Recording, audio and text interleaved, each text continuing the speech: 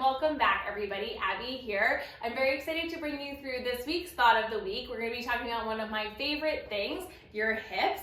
And today I'll be bringing you through some of my favorite hip openers. And before you get too excited, that doesn't mean we're going to be sitting and doing pigeon pose for the next 10 minutes.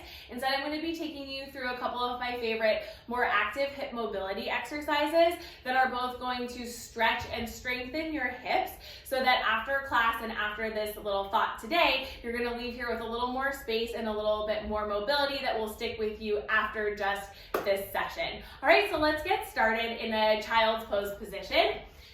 And we're going to open up the hips here.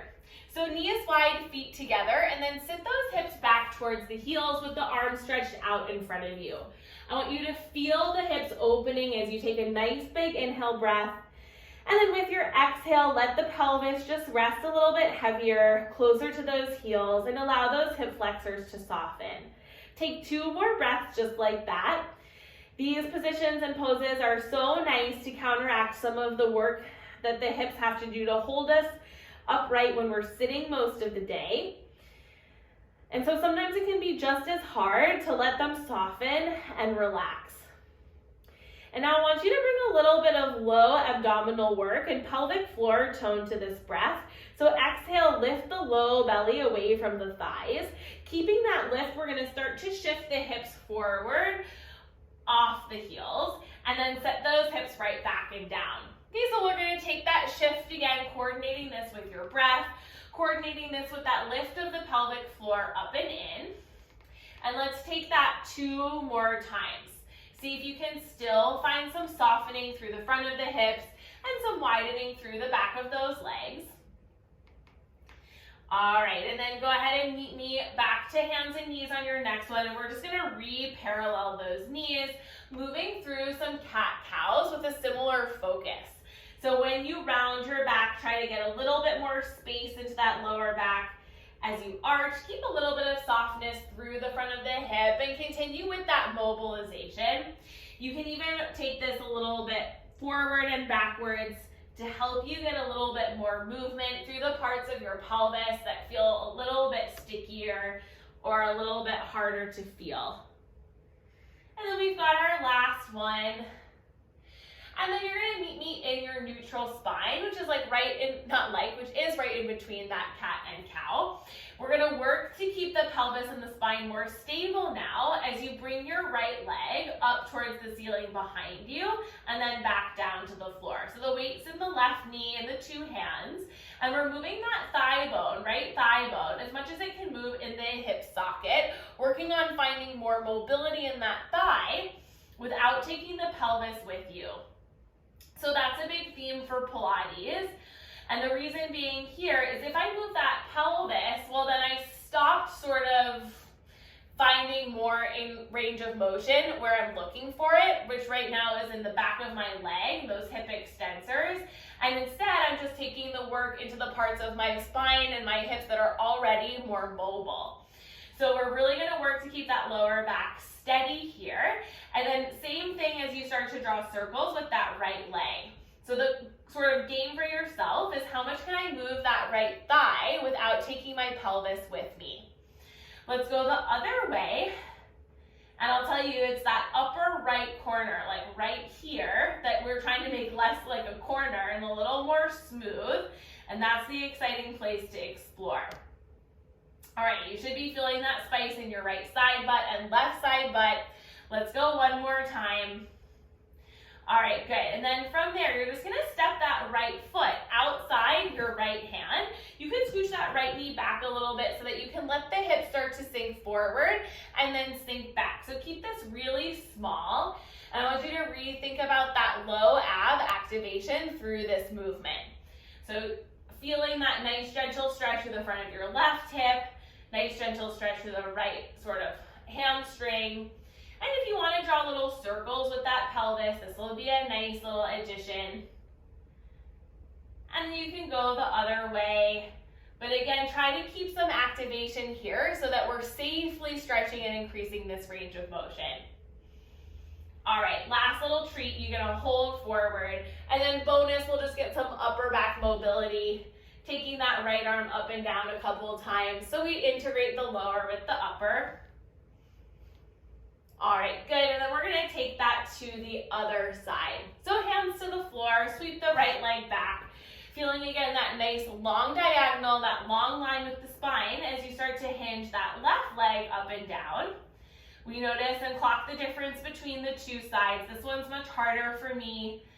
If you pay attention, I've got a little less range of motion. I've got a lot of hip flexor tension on this side. So it's really hard for me to feel my left glute without taking my lower back with me and going into my flexibility. So I'm really gonna hug that low belly in.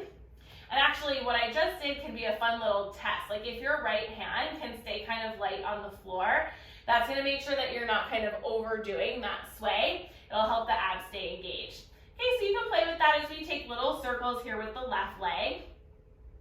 Exploring that upper left corner as the spicy fun part.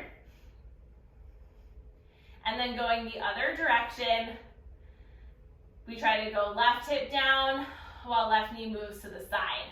Strong core, lifting away from the mat. And then on this next one, we pull that left foot forward, outside left hand.